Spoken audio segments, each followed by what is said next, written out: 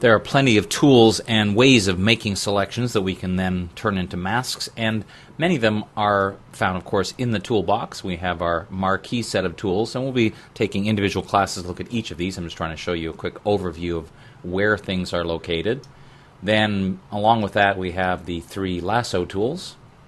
Notice, by the way, that as we look at these tools, there's a single letter, in this case L for lasso, which also means when you're working you can click on the tool to activate it.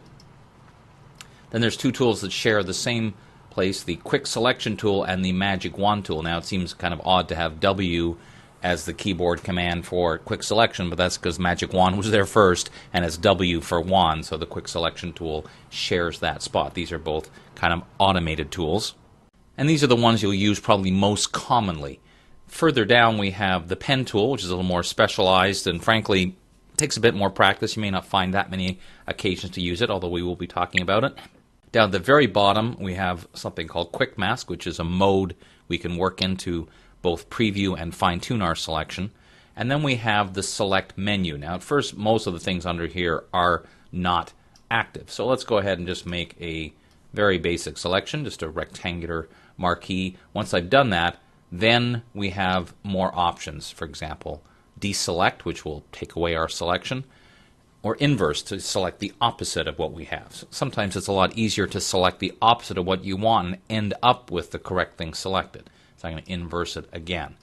Now, some of the other options are a command like modify, where we can decide to change that. Now, honestly, these options in here are a lot easier now to access using this command called refine edge, which we'll also be talking about a little later on, because it's a really important way to work. One of the important things to note with any of our tools, when you go and click on a tool to use it, there are some options up in the options bar. For example, in the marquee tool, we have options such as feathering and then the style. Normal simply means click and drag any old shape you want, and then there are other options such as fixed ratio and fixed size. Now again, we'll be talking about these later. I just want to point out that one of the habits you need to develop is as soon as you click on a tool or press the shortcut like L for lasso, you got to take a quick glance in the options bar to see if you need to change anything. The good news is many of the tools you don't really need to, and I'm going to suggest to you, for reasons you'll see as we go throughout this whole course, you probably don't want to change the feathering up here. Feathering is the softness of the edge of our selection. Generally we want to add that later, not make a selection with that already set. So a very common selection kind of workflow is to look at what it is you're trying to select and make some decisions. I would always try the automated tool first, because if it works, it'll be much quicker. As an example, I want to select the background in behind them to change it. Well, if I sat there with the lasso tool and tried to painstakingly go around and select this whole thing, it could take a while. So I'm going to try a tool like the quick selection tool, and you can see very quickly it's not perfect, but it gives me a pretty good start.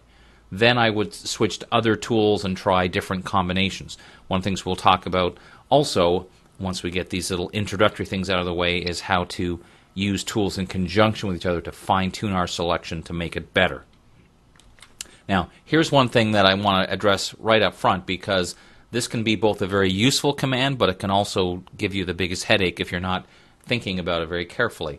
So let's say, for the sake of argument, that I have made a selection that I'm trying to lighten part of her hair or something like that, and it's a little hard to see what I'm doing, so I use a command that's available here called, it's actually under the show menu, but it's called selection edges. Now if it's already selected, that means I'm going to hide the selection edges. Now here's the trick. So that selection is hidden, but it's still the only active part of my document. So if I tried to go on and do something like use the dodge tool to lighten up the shadows over here, and I wonder why nothing's happening even though I'm going over and over the same place, it's because this is the only active area. I just can't see it right now because my selection is hidden. So unfortunately there's no visual indicator to tell you you have hidden the edges of your selection. The keyboard shortcut is Command or Control H for hide or show edges. If you think of it as hide, but it's actually a toggle. H will show, H will hide again. So now I'm hiding and showing. So that's just something I want to address up front, because frankly it can be very useful to hide the edge of your selection so you can move on to the next step, but then you have to somehow remember you've hidden those edges. So that gives us a very, very quick overview of the tools, where we find them, and the concept of using them together. Now let's start looking at each individual set of tools and see what they can be used for.